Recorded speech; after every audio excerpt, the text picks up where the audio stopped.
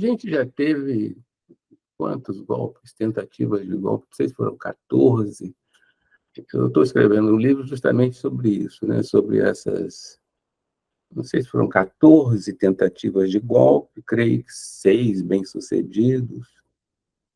E, além dessas 14, teve um autogolpe e uma deposição de ditador, tudo por militares. Então, tudo isso foi feito por militares, desde a proclamação da República até ontem, contando com a tentativa de 2023, que fracassou.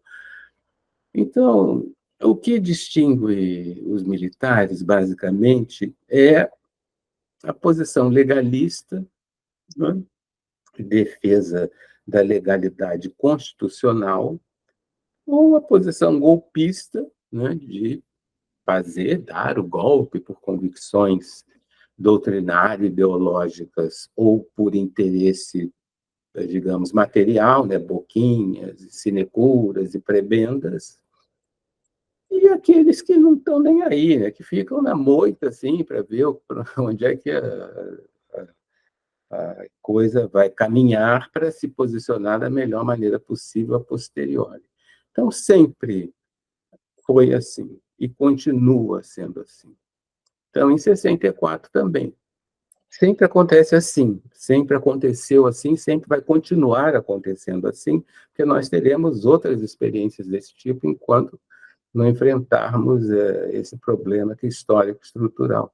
Eu me lembro que quando, depois do fim da ditadura e os governos Fernando Henrique, Lula, e que a gente teve a sorte de ter, meus colegas diziam, esse problema está superado, finalmente, graças a Deus. Eu falei, não tem superado nada. Enquanto a gente não mudar a Constituição e fizer o que tem que ser feito, vamos ter outros. Infelizmente, eu estava certo. E, infelizmente, acho que estou certo, porque isso poderá voltar a acontecer. Mas, então, o que distingue é isso: a posição legalista, a posição golpista, ou a posição aí de vamos ver o que vai dar para ver como eu me posiciono melhor. Agora, é claro que, em alguns momentos, houve assim a presença de fatores político-ideológicos, né? No golpe de 64 houve isso, no golpe de 37 houve também. Tanto no golpe de 37 quanto de 64, a gente poderia distinguir a presença e a atuação de militares que, em 37, eram conhecidos como militares getulistas, ou seja, que apoiavam Getúlio Vargas, e aquele projeto ali de algum favorecimento dos trabalhadores em relação à legislação social e trabalhista. Não que fossem de esquerda, muito menos comunistas, que não eram, mas tinham simpatia política e ideológica por essa afirmação de um nacionalismo com viés trabalhista e estatizante. A gente poderia dizer assim, esses militares getulistas acabariam, alguns, né, acabariam sendo punidos pelo Estado Novo, né? Assim como em 64. Em 64, inclusive, em maior número, logo depois do golpe de 64, se constituiu um chamado Comando Supremo da Revolução, que aplicou as primeiras punições, entre aspas, revolucionárias.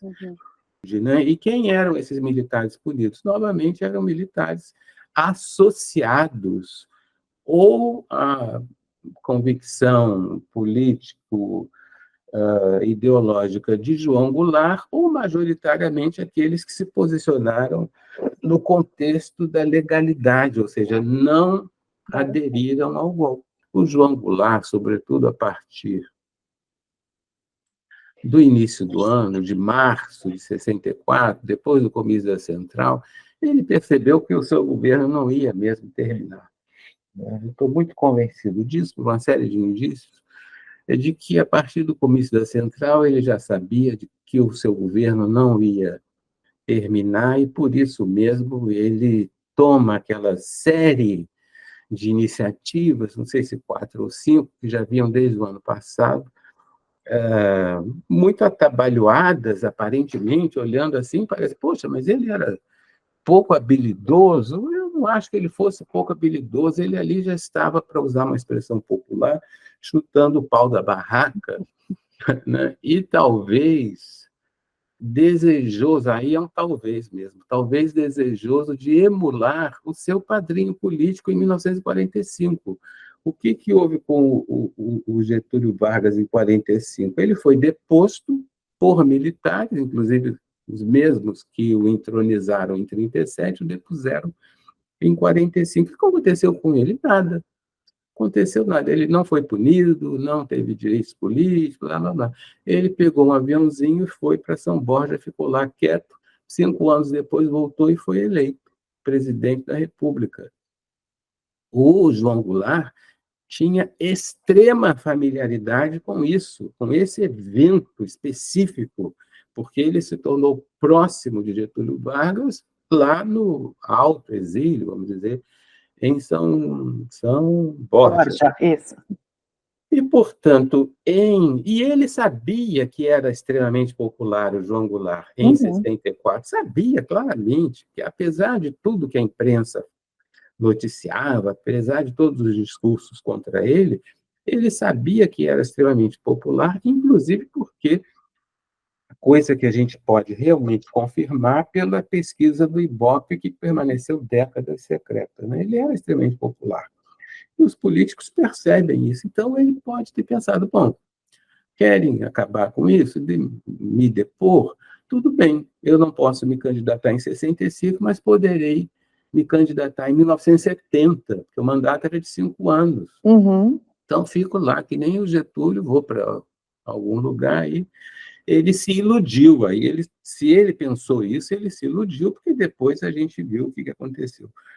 Mas, então, eu não creio que ele tivesse uma visão ingênua sobre o tal dispositivo militar. Quem tinha isso realmente era o Assis Brasil, ou tinha, ou se enganou, ou se iludiu, mas o João Goulart não era um político ingênuo, né? Me parece que ele assumiu essa série de atos, ele promoveu essa série de atos que hoje a gente pode considerar meio temerários, né? Alguns realmente temerários, muito provavelmente movido por esse estado de espírito que nos acomete, eventualmente, diante de uma confrontação muito intensa. Quando alguém te confronta ou me confronta de maneira muito intensa, a gente sai para a briga, né?